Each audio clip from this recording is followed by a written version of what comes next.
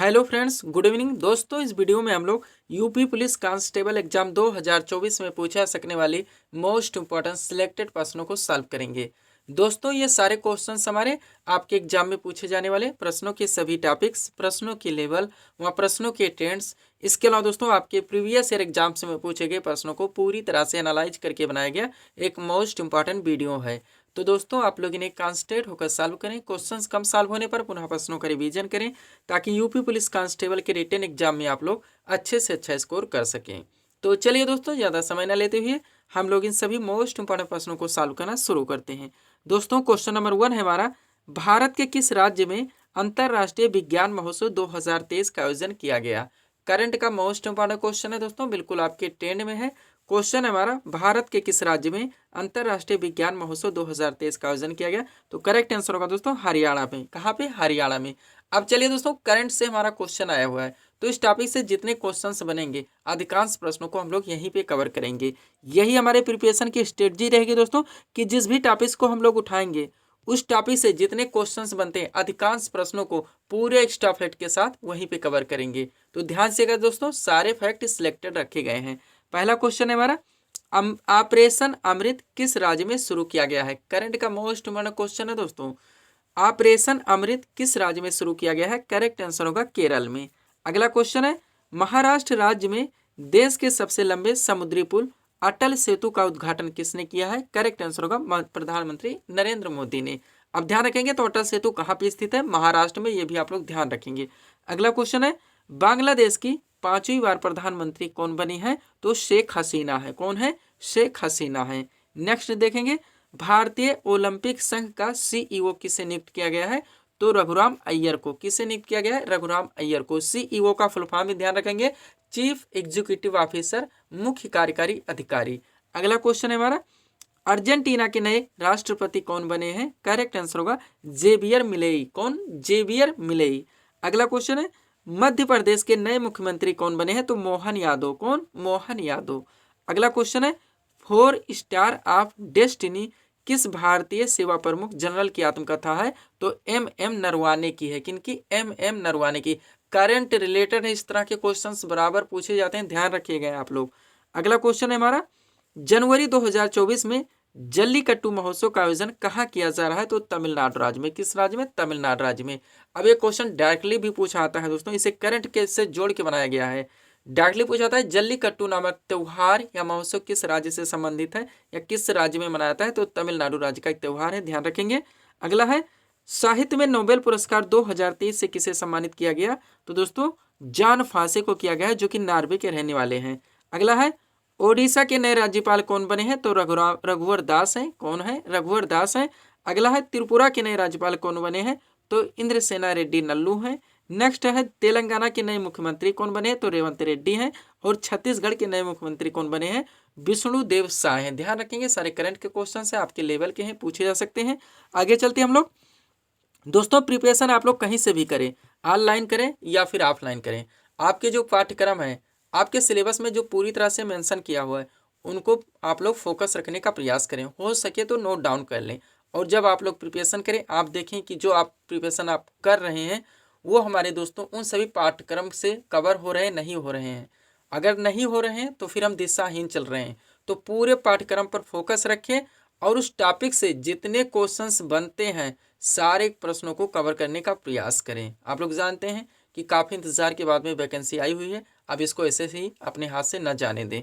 तो पूरी तरह से गंभीरता से प्रिपरेशन करें, पूरे पाठ्यक्रम पर फोकस बनाए रखें, और उन टॉपिक्स से जो आपके सिलेबस में मेंशन किए हुए हैं जितने एक्स्ट्रा फैक्ट बनते हैं उनके इर्द गिर्द जितने क्वेश्चंस रन करते हैं सबको पूरी तरह से कवर करने का प्रयास करें। अगला क्वेश्चन है हमारा, खेलो इंडिया यूथ गेम्स 2023 की पदक तालिका में कौन सा राज्य टॉप पर रहा। तो महाराष्ट्र है। कौन सा? महाराष्ट्र है। ध्यान रखेंगे, मोस्ट इंपॉर्टेंट क्वेश्चन है ये। और दोस्तों आप लोग कहीं से भी वीडियोस को ओपन करते हैं, 1 मिनट देखते हैं, 2 मिनट देखते हैं, या कहीं से पढ़ते हैं, पढ़ते चले जाते हैं, फिर वीडियो या तो स्किप कर देते हैं तुरंत ही, इससे कुछ भी नहीं होगा। जब तक आप लोग पूरी तरह से जुड़ेंगे नहीं, अपने पाठ्यक्रम को पूरी तरह से कवर नहीं करेंगे, आपकी प्रिपरेशन अच्छी नहीं हो पाएगी। अगला क्वेश्चन है हमारा, वर्ष 2022 के लिए राष्ट्रीय लता मंगेशकर सम्मान किसे प्रदान किया गया? तो उत्तम सिंह को किया गया है। किन्हें? उत्तम सिंह को। नेक्स्ट है, हाल ही में राजस्थान के नए मुख्यमंत्री के रूप में किसे चुना गया है? भजन लाल शर्मा आपका करेक्ट आंसर होगा। Next, IPL team Mumbai Indians ने किसे अपना नया कप्तान नियुक्त किया है? तो हार्दिक पांड्या है। कौन है? हार्दिक पांड्या है। यहां से अगला क्वेश्चन है, हाल ही में अंडर 19 एशिया कप किसने जीता है? तो बांग्लादेश ने जीता है। किसने जीता है? बांग्लादेश ने जीता है। आगे चलते हम लोग। अगला है, हाल ही में विजय हजारे ट्रॉफी 2023 किस टीम ने जीता? तो ये हरियाणा की टीम ने जीता है। नेक्स्ट है, इंडियन प्रीमियर लीग यानी कि आईपीएल में सबसे महंगे भारतीय खिलाड़ी कौन बने हैं? हर्षल पटेल है। कौन है? हर्षल पटेल है। नेक्स्ट है, अंतरराष्ट्रीय सौर गठबंधन का नवीनतम हस्ताक्षरकर्ता राष्ट्र कौन सा है? तो कांगो गणराज्य है। कौन सा? कांगो गणराज्य है। अगला, विश्व मृदा दिवस कब मनाया जाता है? 5 दिसंबर को। करंट रिलेटेड है, ध्यान रखेंगे महत्वपूर्ण दिवस से। अगला है, रग्बी विश्व कप 2023 का खिताब किस देश ने जीता? तो दक्षिण अफ्रीका ने जीता है। किसने जीता है? दक्षिण अफ्रीका ने जीता है। आगे चलते हैं दोस्तों हम लोग। सबसे पहले थोड़ा सा पीडीएफ के बारे में बात करेंगे। 4 पीडीएफ यहाँ पे हमारा लगा हुआ है। पुनः हम लोग क्वेश्चन की ओर चलेंगे, ध्यान दीजिएगा आप लोग दोस्तों। सबसे पहले हम लोग यूपी पुलिस कांस्टेबल के बारे में ही बात कर लेते हैं, जिसका यहाँ पे हम लोग प्रिपरेशन कर रहे हैं दोस्तों। इसमें जो आपका पाठ्यक्रम जीके जीएस, आपका जनरल साइंस भी शामिल है, करंट अफेयर्स, पुलिस व्यवस्था से संबंधित समाज सचेतता के क्वेश्चंस, आपका यूपी स्पेशल व सामान्य हिंदी, इनके पूरे पाठ्यक्रम को अच्छी तरह से 40 पीडीएफ के जरिए कंप्लीट किया जा रहा है। पेड फीस 100 रुपीज़ रखी गई। व्हाट्सअप नंबर आप लोगों के सामने है, जहाँ पे आप लोग मैसेज कर पीडीएफ ले सकते हैं, या इस नंबर पर दोस्तों पीडीएफ के बारे में डायरेक्ट कॉल करके जानकारी भी कर सकते हैं। आगे चलते हम लोग एसएससी जीडी के बारे में बात करते हैं। 20 फरवरी से इसका भी एग्जाम कंडक्ट हो रहा है दोस्तों। इसमें जो आपका पाठ्यक्रम है, जीके जीएस, आपका जनरल साइंस शामिल है, करंट अफेयर्स व सामान्य हिंदी, इनके पूरे पाठ्यक्रम को टोटल 25 पीडीएफ के जरिए अच्छी तरह से कंप्लीट किया गया है। पेड फीस के लिए 50 रुपीज़ रखी गई है। व्हाट्सअप नंबर आप लोगों के सामने है।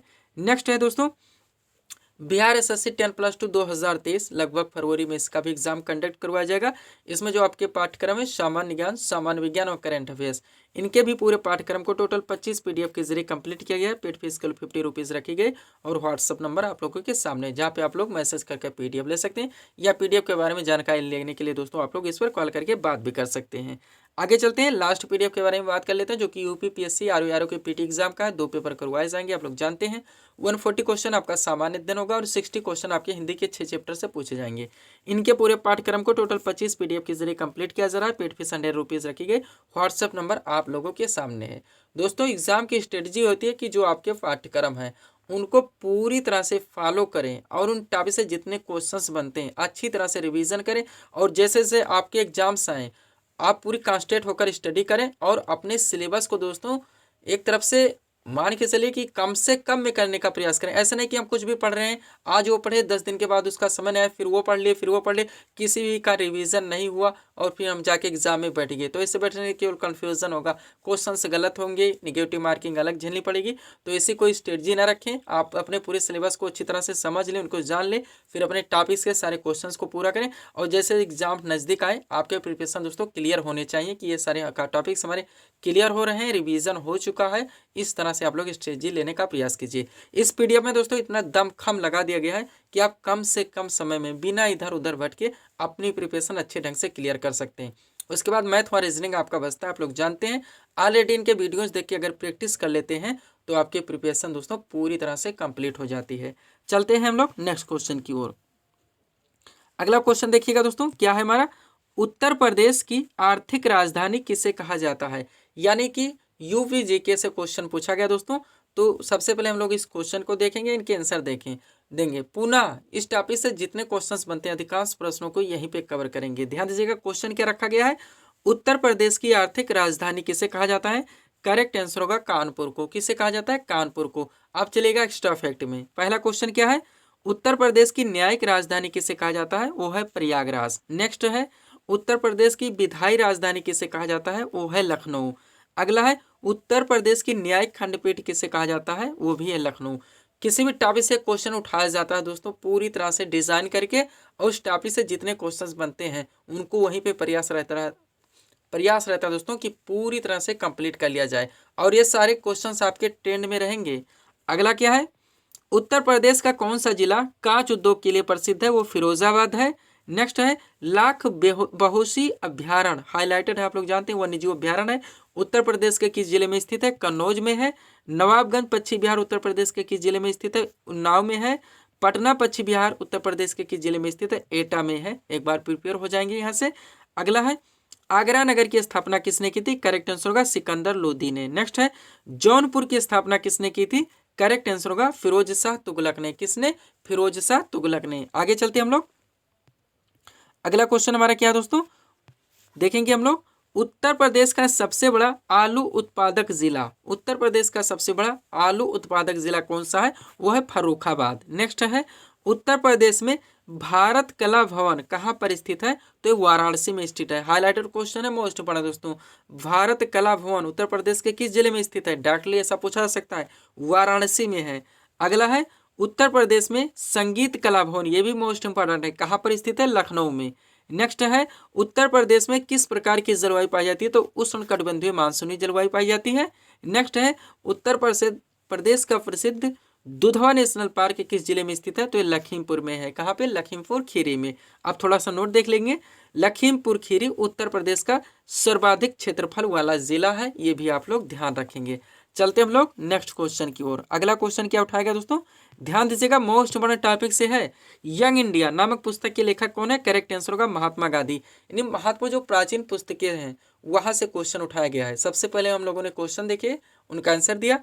अब इस टॉपिक से जितने इंपॉर्टेंट बुक्स के नाम प्राचीन भारत से पूछे जाते हैं एक साथ हम लोग कवर करेंगे। ध्यान दीजिएगा, एक तरफ दिया गया है महत्वपूर्ण पुस्तकें एवं पत्रिका के नाम, दूसरी तरफ संबंधित लेखक के नाम दिए गए हैं। पहला क्या है? न्यू इंडिया है। न्यू इंडिया नामक पुस्तक के लेखक कौन है? एनी बेसेंट है। कौन है? एनी बेसेंट है। अगला क्या दोस्तों, एक साथ देखिएगा, Hindu Swaraj, Kesari, my experiment with truth और यंग इंडिया, ये चारों ध्यान दीजिएगा एक साथ। चारों के चारों कौन है दोस्तों? ध्यान दीजिएगा, हिंदू स्वराज महात्मा गांधी है, केसरी केवल दोस्तों बाल गंगाधर तिलक है, और my experiment with truth young India दोनों के दोस्तों महात्मा गांधी है। क्वेश्चन को कोशिश रहती है दोस्तों कि इस तरह से सेट किया जाए, याद करने में थोड़ी सी सरलता और सहजता महसूस हो और आप दोस्तों वहां पे कंफ्यूज ना हो। आगे चलते हैं, अगला क्वेश्चन क्या है हमारा, India wins freedom, most important books का नाम ये भी है। इनके लेखक कौन है? अबुल कलाम आजाद हैं। Next Commonwealth, most important, Annie Besant इनके लेखक हैं। नेक्स्ट अनहैप्पी इंडिया नामक पुस्तक के लेखक कौन है? लाला लाजपत राय हैं। इंडिया डिवाइडेड के लेखक कौन है? राजेंद्र प्रसाद है। द इंडियन स्ट्रगल इनके लेखक कौन है? सुभाष चंद्र बोस हैं। इटर्नल इंडिया इनके लेखक कौन है? इंदिरा गांधी हैं।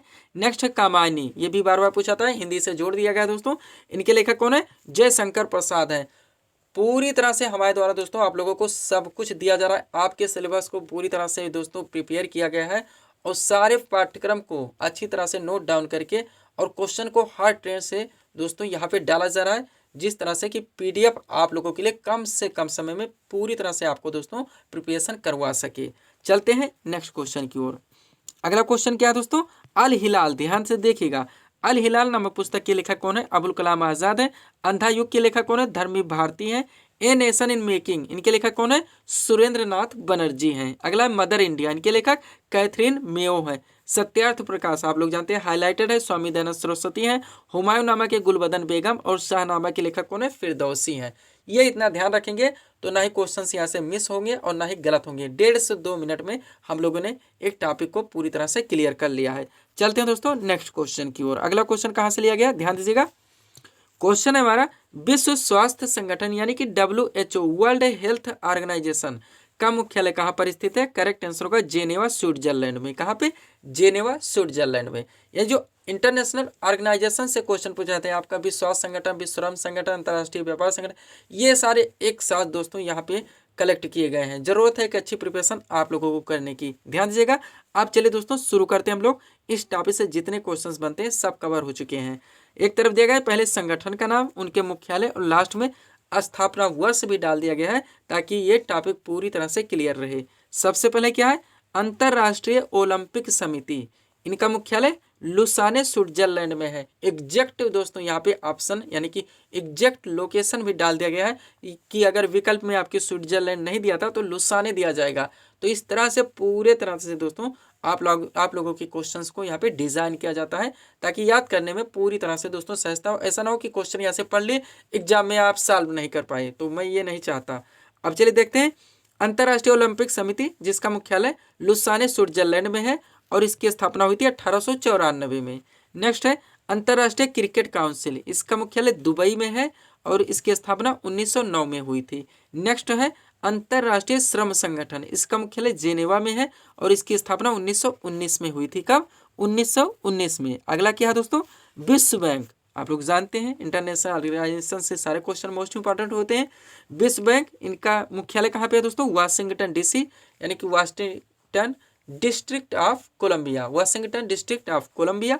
और दोस्तों इसकी स्थापना 1944 में हुई थी। नेक्स्ट विश्व व्यापार संगठन, इसका मुख्यालय जेनेवा में है और इसकी स्थापना 1995 में हुई थी।